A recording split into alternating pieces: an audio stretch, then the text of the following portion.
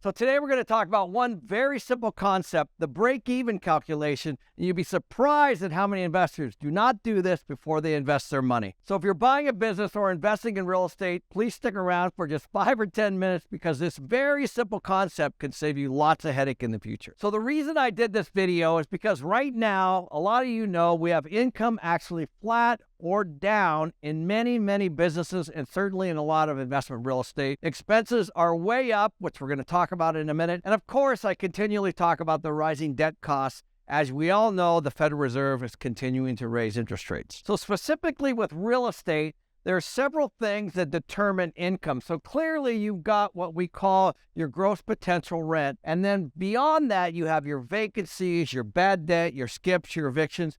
And basically from that, you have your net income. So when people throw around 10% vacancy, they might be talking about physical occupancy, which is very different than economic occupancy. And that's what we're going to focus about today. Because the difference between physical occupancy and economic occupancy are often stuck in these numbers right here. So the next issue are expenses. And as a landlord and a property manager, we're getting killed on every single one of these issues. Property taxes, utilities, insurance, management, payroll, marketing, maintenance, and capital expenses are all going up each and every day. When these go up, cash flow goes down and profitability goes down and returns go down. Unless, of course, your income is going up. But right now, income is not going up. So a lot of you might be shaking your head going, yes, Ken, I understand that. What does that mean to me? Well, I'm about ready to show you how understanding your break-even calculation is going to be very important as you continue to communicate to your lenders and your investors and raising money in the future. So we already talked about income, and we know what that is. It's the physical and the economic occupancy. And we talked a little bit about expenses already, but what we haven't discussed yet is the debt. And of course, we all know that's a bit of a wild card depending on the actual loan that you might or might not have. If you have debt that's maturing or perhaps it's short term, in either case, and you're now going to have to adjust to these higher costs, it's going to affect your cash flow negatively. The real question is, how much income do I need to actually break even? And this is something that you need to keep top of mind at all times. Let's look at a hypothetical situation. So we have 300 units at $100,000 a unit, and we paid $30 million for the property. In this particular property, let's just assume that I put 20% down or $6 million, and I finance $24 million. And the average rents are $1,000 a month or $300,000 a year. So the maximum potential rent for this property, or the gross potential rent, is $300,000, which is based on the market, which is easily calculated by just taking your 300 units times your $1,000. That is your gross potential rent, and you're not going to get more than that unless the market allows it. Now let's assume for a moment that you have 270 occupied, or that's 30 vacant, 30 into 300, that's a 90% physical occupancy. So a lot of times managers will tell you, I'm 90% occupied. Well, that actually is fairly meaningless because as we talked about earlier, you've got vacancies, skips, bad debts, all the other things that can calculate into this physical occupancy issue. You have people moving in, moving out. You might be physically occupied at the end of the month at 90%, and one day later on the first or the second, when people move out, you might be 85% physical occupied. So you need to take a look at the next category, which is economic occupancy, which is really the only meaningful indicator.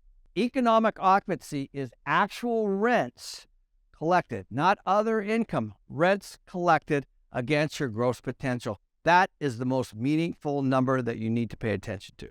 So after all the noise of people moving in, moving out, evictions, all the things that can happen, nothing to do with expenses, by the way, you only calculate the rent collected against the gross potential rent. And in this particular case, you can see that if we collected $260,000, that we're at an 86% economic occupancy.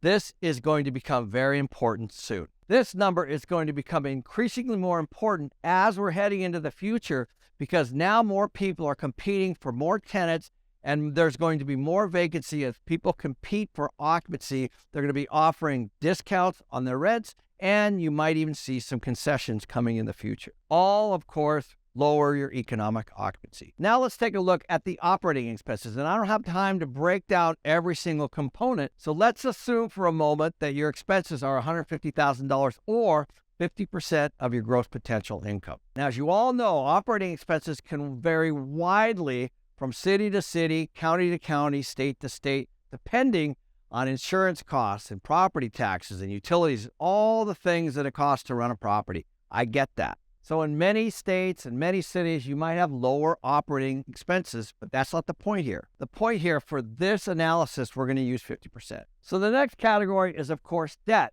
And if you take a look at your debt costs on the $24 million, so let's say you originally had some kind of a bridge loan at $24 million, and originally it was at 3.5%. Now those rates could be closer to 6%.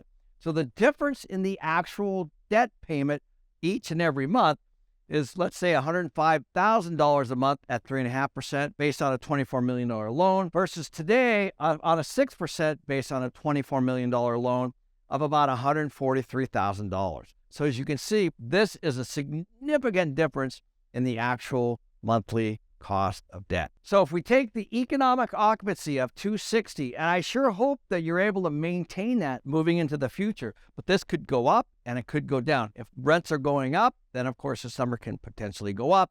But if competition is more and more fierce, it actually could be going down. And expenses, of course, we just pegged for this video at 150. So in this scenario, you can see we have about $110,000 net operating income, which is just merely the difference between your economic occupancy and your expenses. Now, your debt costs on a 3.5% loan at $24 million is about $105,000 a month, leaving you merely $5,000 a month of cash flow, which is not much. So in this scenario, all you do is you take your $255,000, which is your $150 expenses, plus your $105 debt, you divide it into your gross potential rent, and that gives you an 85% break even. Stay tuned, because now we're going to talk about what happens when debt goes up. So in this scenario, you can see I used every exact number with the exception of the actual debt, which has gone up to $143,000. And as you can see, we're now in a negative cash flow situation, which again, $260,000 economic occupancy, $150,000 in expenses, $110,000 NOI, all the same. $143 of debt, a negative $33,000. So in this scenario, again, you take the 150 plus the 143, which is 293. You divide that into your 300 gross potential rent, and you're now sitting at a 97% break even. So this break even analysis is something that you need to watch as a syndicator or a real estate investor, because as your costs or your expenses go up and down, as your costs for your debt go up and down, and more importantly, as your economic occupancy, the amount you collect, not your gross potential, goes up and down, your break even analysis is going to change each and every month if these are variable. So in this scenario, there's nobody making money here. There's only a few ways out of this mess. One is increase your occupancy, your economic occupancy, but as you know, you're capped at the market at $1,000 a month. You're probably not going to reduce your expenses that much, and who knows what's going to happen on the debt. So cash is king here. Guys, please be aware of this break-even calculation, because you need to understand where you are at all times. This here could eat up all your reserves, and you might be in an even worse situation in the future.